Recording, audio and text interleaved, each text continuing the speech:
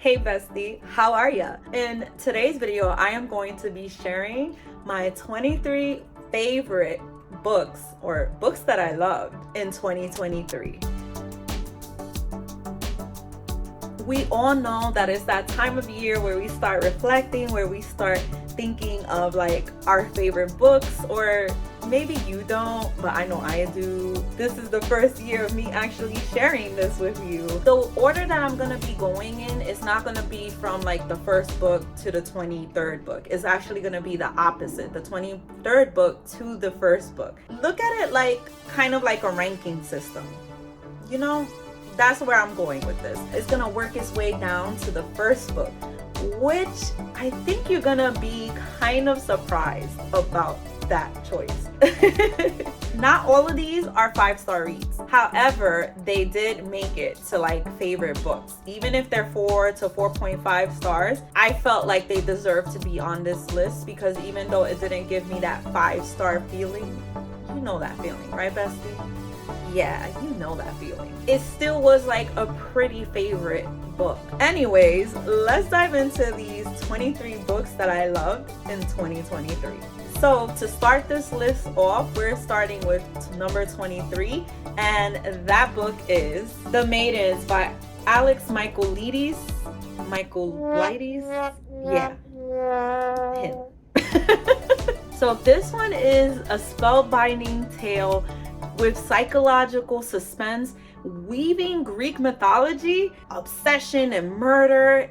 It's crazy, okay? So basically this is set in like a college, and we are following the secret society, which is called the Maidens.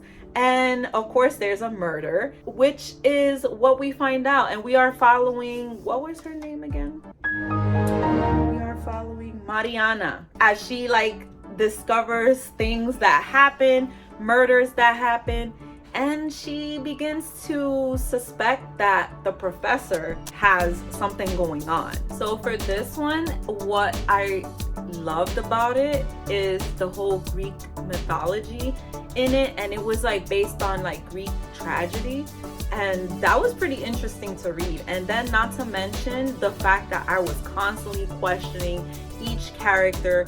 Something was constantly happening, so the cliffhangers left at the end of the chapters were great.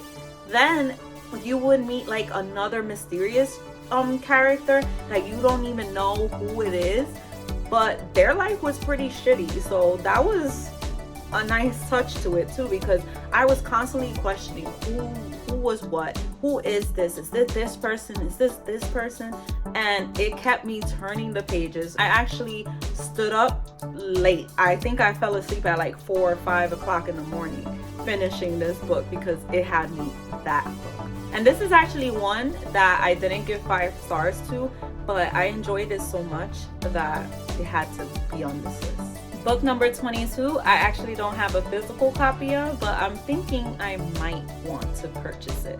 And that is Playing by the Rules by Monica Murphy. So for this one, it's a sports romance. We are following Blair and Cam, and it's like a forbidden romance, you know, brother's best friend. Yes, I love this one for the simple fact that there was angst, there was tension, there was that whole forbidden aspect to it, and the whole like secretly meeting and doing things, and like that just kept me wanting to find out more, and it gave me that feeling, like that adrenaline of, oh my god, they might get caught, oh my god, they almost get caught, oh my god. And I love that I was able to see both of their journeys as together but also separate. I say this many times because this is like my line, but if you're looking for a book with tension, angst, like a nice love story with a side of abs, then this is definitely your book. Book number 21 is Heroine by Mindy McGinnis. And let me tell you, this is a book that you definitely have to look up the trigger warnings, especially if you're somebody who had a drug addiction. Yeah.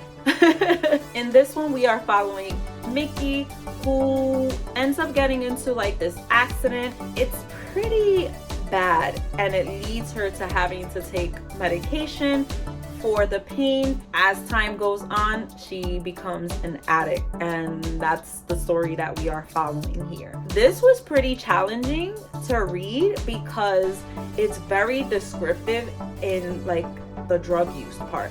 So again, if you're somebody that's kind of like recovering from that, this might not be your book. But what I will say is I loved getting into the mental part, the justifications that she would give for her drug use. All around, I really enjoyed this one because sometimes you don't always see books, you know, that kind of deal with that, especially like a YA book. It was great and I would highly recommend.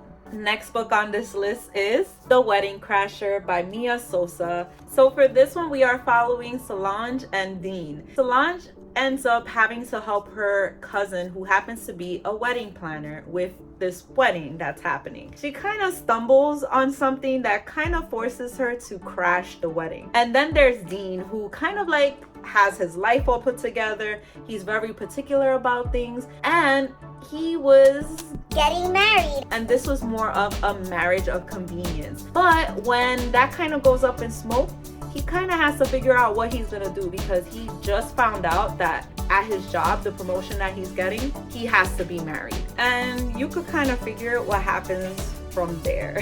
What I loved about this one is, firstly, the fact that it had tropes that I really love, which is marriage of convenience, fake dating, and opposites attract. Sometimes that one could be tricky, but when it's done well, I love it. And I absolutely love like Solange and Dean, because it was like this petty thing going on, because Dean had his life like put together. He's very particular, very organized, and here comes Solange coming in to mess things up, because she is totally a hot mess and she is petty as fuck. So that was pretty fun to read, and this book had me laughing out loud, loving every moment of it, and loving the Brazilian culture represented in this, because me being Spanish and that being, you know, like a Spanish type culture, there was a lot of things that I could relate to. Like I said, it had me laughing out loud, and I absolutely love this one. So number 19 is Forbidden Hearts by, oh, I didn't even write the title on my notes. So this book right here. This one, I absolutely loved it because it has another trope that I really love, and that's nanny and single dad. I ate this one up just because of that. What I also liked about this one is that his daughter is actually deaf, and there's like sign language, and I feel like the author kind of portrayed that in such a great way. And not to mention the fact that I really loved his daughter. Sometimes when it comes to kids in books, it can be a little tricky, because at times I'm just like, oh God, like I don't like the way they're written, or they're not really relevant in books. And in this one, she was very much relevant. I forgot her name. That's something that I really loved about this book, and the chemistry between the two characters. Why can't I remember what their names were? Yeah, it's hard for me to remember, but I'll just list their names right here. Yeah. But yeah, this one was absolutely adorable. It's small town romance as well, so yeah, it was just all around cute. The next book is I'm Glad My Mom Died by Jeanette McCurdy. I was gonna say Jeanette McCurdy. Yeah. So this one is a memoir of Jeanette McCurdy's life and the toxic relationship that she had with her mom. If you're not aware, this is actually the celebrity, the star from iCarly and Cat and Sam. Listen, it was very challenging to read this, especially me being a mom. Their relationship was very toxic. However, I love the fact that it was told in a way that it felt like Jeanette McCurdy was talking to you. And I highly recommend the audiobook because she's narrating it herself. It just goes to show that even though you see these celebrities in shows or like, you know, like anywhere that you see them, they're human too, and they have stuff and traumas that they dealt with as well. So yeah, this is definitely a book that I recommend. Number 17 is Nic Blake and the Remarkables by Angie Thomas. This one is basically about a little girl who lives in the realistic world, and she ends up finding out something about herself that she really didn't know. And yeah, that's my synopsis. What I really loved about this one is that firstly, Nic is a badass little girl. She would stand up for herself, advocate for herself and others. And I feel like any middle grader would either relate to her or feel empowered by her, and that's what I loved about it. And then let's talk about the friendships, how they supported each other, helped each other. It was pretty cool to see like this magical world happening right in front of people's eyes. The other thing that I loved about this one is the whole historical piece. Like, you learned a lot through reading this in regards to like African Americans and their struggles and stuff that they deal with. I absolutely love that Angie Thomas included that in here. All in all, if you love Percy Jackson and Amari and the Night Brothers, I think you would definitely love this book as well. Number 16 is There Is No Devil by Sophie Lark. This one is actually the second book in the Sinners duology, I think it is. The first book is There Are No Saints, but one thing I could say is that I definitely love this one a little bit more than the first book, which is surprising. Yeah. This one is about Mara, who happens to get kidnapped by a serial killer. You get to follow her through the traumas as she meets Cole, and yeah, he kind of helps her with certain things that go on here. I absolutely love this. I mean, bestie, you know me when it comes to a serial killer or stalker type book or romance, you know, as most of the time it leads into. I absolutely loved Mara too, as we got to follow her on her journey with dealing with the PTSD yeah, and the trauma that she went through, while also seeing a relationship blossom between her and Cole. But yeah, this one was great and I'm so glad I read it. Next book on this list is Pretty Girls by Karen Slater, and let me tell you, I am so glad that I finally read this one, because this one was on my 23 books to read in a few years. For this one, we are following two sisters who happen to not know where their third sister is, and then it just so happens that one of the sisters' husband is a little bit questionable, as he also kind of something happens to him as well. And as time goes on, they discover a lot of things and find out stuff about their missing sister. Let me tell you, bestie, this book right here, firstly, there are trigger warnings with it. Secondly, amazing. I absolutely love this book. I love following the two sisters. Mind you, they're like estranged because of events that took place. I can't really say too much because that would be spoiling it. This had me turning the pages. I was hooked, and definitely that's a recipe for a 5-star read, and that's what this was. But yeah, if you're gonna read it, definitely check those trigger warnings. So number 14 is The Love Wager by Lynn Painter. This was actually my first Lynn Painter book, and let me tell you, I absolutely loved it. I can see why all the girlies, all the bookies love Lynn Painter and highly recommend her, because this one, I love the writing in it. I love the fact that it was fake dating trope. I absolutely love the whole concept of them dating. They had like a one-night stand, and they were like, yeah, this is not happening, you're not for me. Eventually they start like dating other people. Each time like the date is like a bad date, they would meet up and talk about it over tacos. I mean, what? I would love to do that with somebody. I absolutely loved everything about this book. It had me laughing out loud, it had me swooning, loved it. And yeah, I think I'm definitely a Lynn Painter type girly, because I'm planning to read Happily Never After, and which is coming out in February. So yeah, let's see if Lynn Painter could hold that for me, and who knows, maybe she could turn into an auto by author. Number 13 goes to Imogen, obviously, by Becky Albertelli. Listen, I cannot rant enough about this book. It's about Imogen, who is like trying to find herself, and she discovers her sexuality at the same time, while also meeting the sweetheart, which is Tessa. Yes.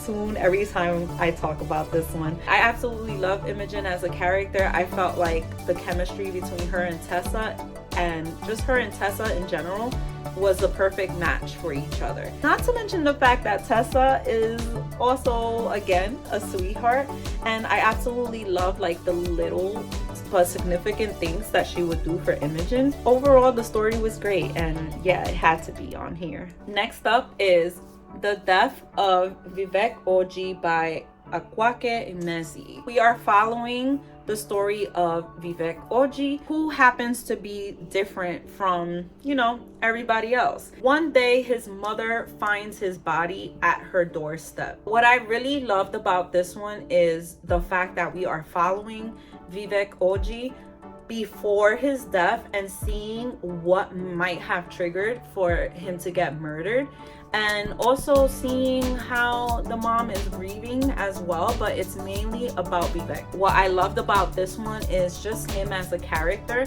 and the fact that he was very bold and out there about his sexuality. He knew what he wanted and had no shame in it. And let me tell you, this is a pretty emotional read as well. This one was definitely a 5-star read for me. I absolutely loved it, and I kind of want to read it again one day and fully annotate it, because I did write like little things in the book, but I didn't fully go in and annotate it. Another thing, if you can, listen to the audiobook, because it's very culture rich in is it Nigerian? Yes, Nigerian culture. You can tell that the narrators for this are Nigerian, or at least from Africa, but definitely recommend. Next book is Things We Never Got Over by Lucy Score. In this one, we're following Naomi and Knox. And Naomi actually had to come to this small town because her sister called her, and she ends up leaving her daughter behind. And she kind of left her daughter behind so Naomi couldn't take care of her. Mind you, Naomi doesn't have any kids. Because of that, Naomi has to kind of like move into this small town and navigate everything that she dealt with, while also being an aunt to this little girl that she knows nothing about and never even met. So yeah, you can see where the problem is with that. Then there's Knox, who is the grump of the town. Yes, you guessed it, this is Grumpy Sunshine. He kind of ends up helping her out, and yeah, we know where it kind of goes from there. This was my first Lucy Score book, and I absolutely loved it. I love her writing. It kind of just flows.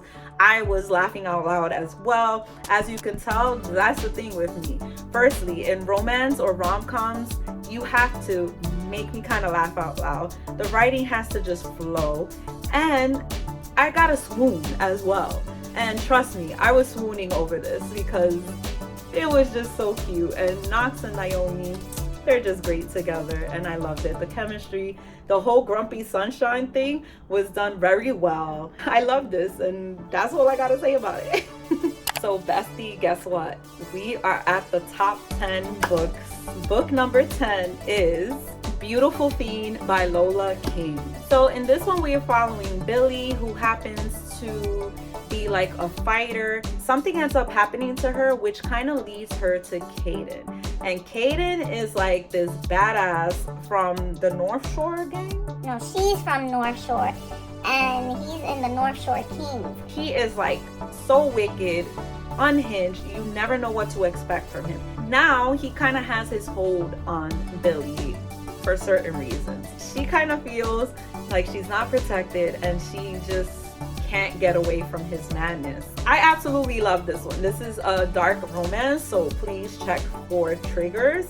And it's also a forbidden romance that's kind of like a Romeo and Juliet retelling. Caden and Billy's families have like a beef as well, because one is from one gang and the other's from the other. So you can see that that's definitely a Romeo and Juliet type retelling. And I feel like it was done so well. I absolutely loved Caden and his unhinged self, even though he can be an asshole, but you know, we kind of look past that when you read dark romance. I absolutely love seeing Caden as he changed and kind of got into that touch her and die mode. Yes, this is a great book. It was 5 stars and I'm so glad that I read it. And this is my first time reading Lola King, so I definitely look forward to going to her backlist and starting this from the beginning, because this is like a branch off of her universe, I guess you could say. Yeah. Number 9 is Babel, whatever, by R.F. Kuang. In this one, we are following Robin, who actually was from another country. I forgot from where. This is set during the time of like plagues and cholera, something like that. His mom ends up dying, and then this mysterious man comes in and sweeps him away and takes him to the States, and he ends up being in Oxford University, where there's a lot of things going on. There's secret societies and stuff that he finds out about himself that he didn't know nothing about, especially who this mysterious man is. This one was my first R.F. Kuang book, and I absolutely loved it, and I can see the hype around R.F. Kuang. I loved how rich this was with history, and the fact that it's explained very well. There's little, I guess you would call these footnotes, that goes into more detail of what's being spoken about within the text, which is something that I absolutely love, because we all know that sometimes with history it's like, how am I supposed to know stuff about that? Like, hello. So I hate when books don't really explain things, but they kind of just think that you're supposed to know. Not in this one. No. R.F. Kuang deserves all the stars because of the fact that you can tell she did extensive research to write this book. Going on this journey with Robin into this new world, this new school, this new freaking country, as he kept finding out more and more about himself. The book number 8 is My Dark Vanessa by Kate Elizabeth Russell. Listen, this you definitely have to check trigger warnings, because this is a hard thing to read. If you heard that from other people, it's true. So in this one, we're following Vanessa, who ends up kind of having like this relationship with her teacher, and there's just a lot behind that that's actually going on, and we get to kind of take a journey with her, like what she went through, her questioning it, her wondering like, is this supposed to happen, while also struggling with the way she feels about him. As challenging as this book was to read, I absolutely loved it, because we got to dive into something that's very important and relevant in our world, and seeing that monsters do exist even within the school system, and even people that you least expect would be a monster. In most cases, they're the main ones who are like horrible people, hiding things and doing things without you even realizing. I absolutely loved like being able to see how Vanessa struggles with the way she's feeling, and seeing if it's like okay, if she should be feeling this way, while trying to figure out, did this person take advantage of me, or was it actually love? And the fact that you get to be in her mental psyche and see how she's thinking, how she's feeling, it was done so well. And I can't say I would recommend this to everybody. However, if you can read something like this, check trigger warnings, then I would definitely recommend picking it up. Next up is The Weight of Blood by Tiffany D. Jackson. Listen, with this one, I absolutely loved it.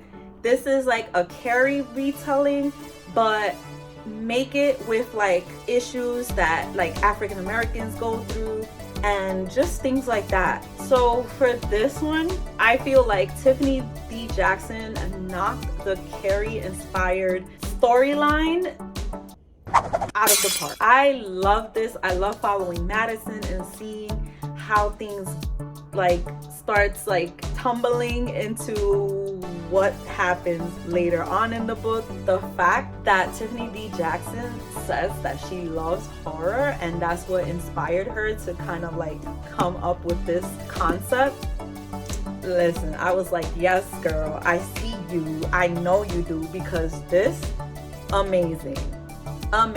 Carrie retelling done in a different light and with different struggles and different things. Loved it. And let me tell you, bestie, if you could listen to the audiobook of this or purchase it, I highly recommend that, because this audiobook, amazing. There's like different kind of mixed media in it. Like there's I believe there was newspaper stuff, there was like interviews, like a podcast I think it was, or a show, something like that. Amazing, hands down. Next book is The Troop by Nick Cutter. This one right here, let me tell you, I know this wouldn't be everyone's cup of tea, because the body horror in this, explicit, detailed. Listen, Nick Cutter's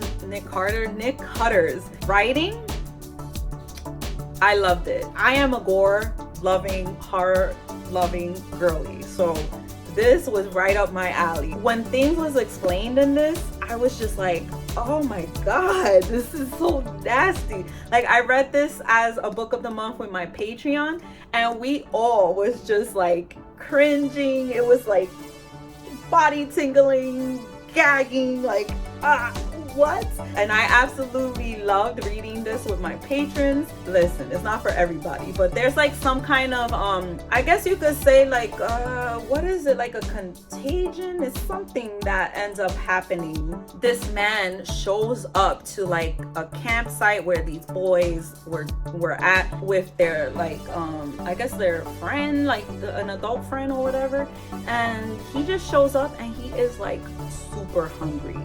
And he looks all like deformed and weird looking. Why is this man like this? And what's going on? Disturbing. Had me gagging. I loved it. And let me tell you something else that I loved about it.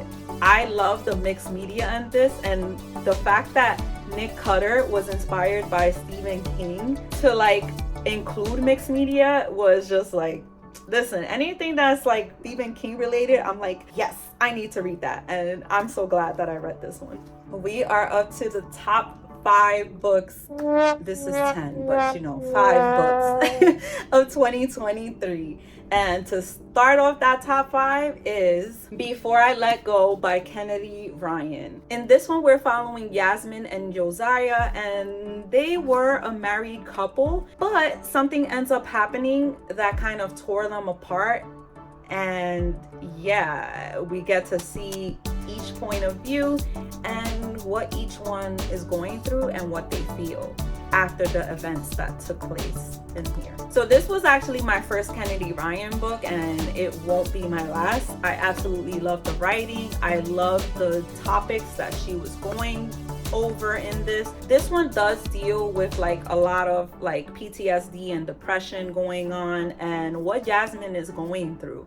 And I absolutely love seeing like how certain events and things that happen kind of tears a whole family apart. It's not even just, you know, husband and wife, but it affects the kids as well. And I really enjoyed the fact that Kennedy showed this in here, and just seeing the ways sometimes it takes like understanding and talking and going to therapy to heal and fix things.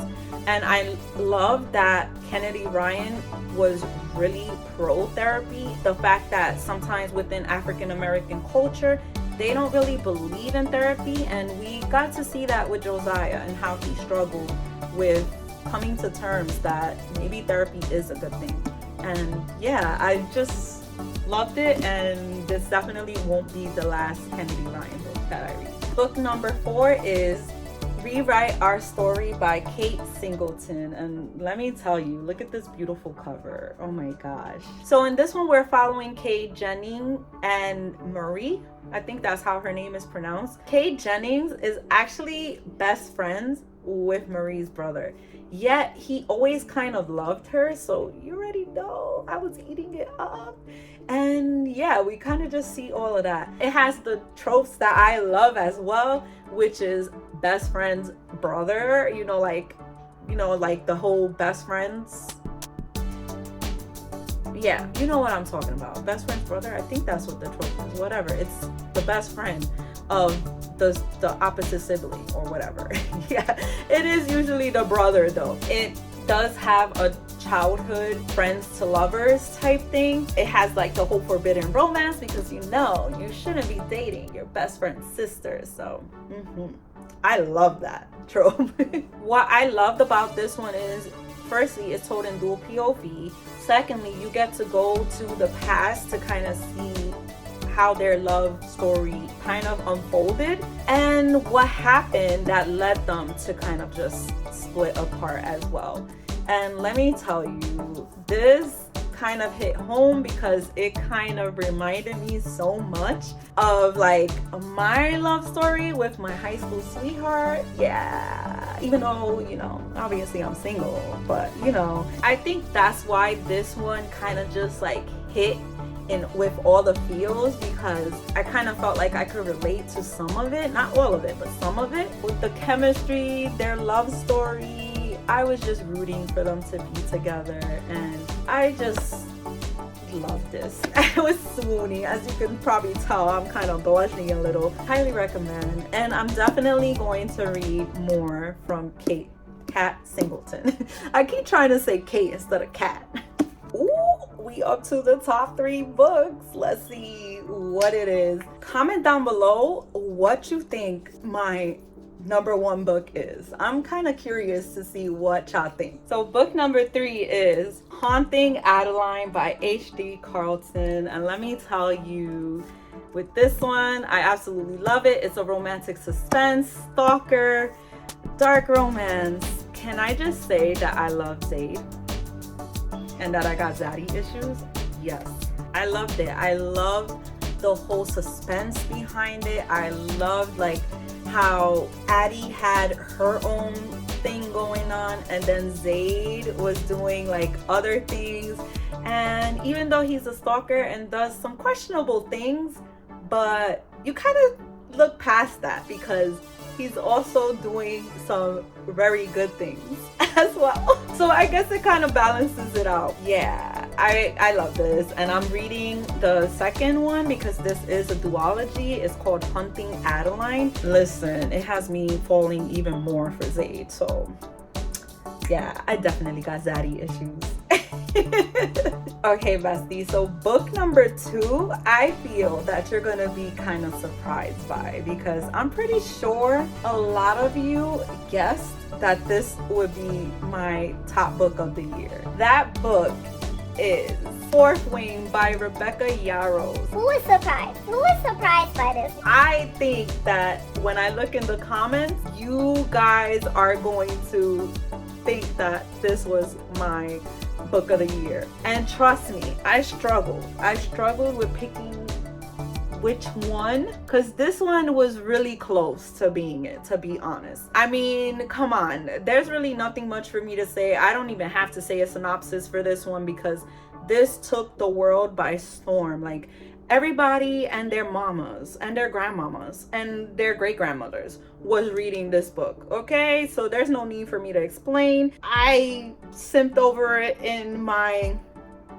was it October TBR? Yeah, my October TBR. This book is amazing. It's stupendous. It's glorious. It's everything that I needed in a fantasy book. And the fact that it has dragons, actual dragons that you see on a regular basis, and they interact and they're doing things. Yes, Rebecca Yarros killed it, and she satisfied me to no end. And yeah, if I could put this one and the other book in the number 1 spot, I would have, but for the sake of being fair, this is number 2. But trust me, it definitely has that number 1 spot too. Okay, now it is time for book number 1. My top book for 2023 is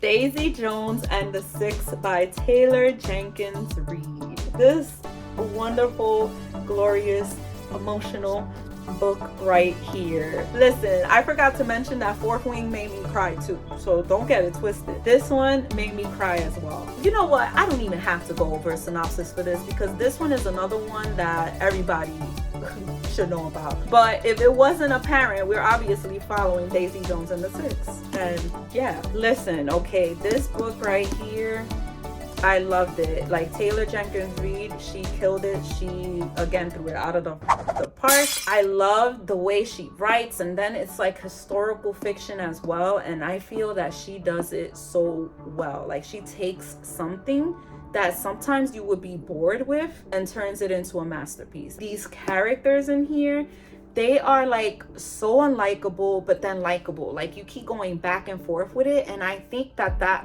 is what Taylor Jenkins Reid was trying to do, because it's like one minute you love them, next minute you hate them, then you're following like them all together. Look at those tabs. I annotated the crap out of this. I would definitely reread it. It holds a special place in my heart because these characters, what they go through, the other like subplot of this, of the love story behind it. Oh, listen, after reading this, it just kept sticking with me. Okay, the other thing I would suggest too is reading along with the audiobook. The audiobook is amazing because this is told in like interview format, so you get to hear each character, and in the audiobook it's literally different voices for each character. It's just amazing. Highly recommend that you listen with the audiobook. And yeah, this is that top book for me. So let's put her right here so you could just see her in all her glory. Yeah, bestie, those were the 23 books of 2023. I would love to see what books are your 23 books, or even your top 10 books, you know, if you don't want to fully go through 23 books, and if you agree with me with some of these, if you read them. In order to become an official bestie, you need to subscribe, like, comment, turn on those post notifications. You know what to do. I don't have to tell you, but you know, for the sake of the video and making sure that you subscribe, I gotta say something. And again, like I always tell you, if you love the vibes here and my bookish content, then you definitely want to do that. So yeah, bestie, on to next time, on to next video, and we'll meet again. And love you as usual. Bye.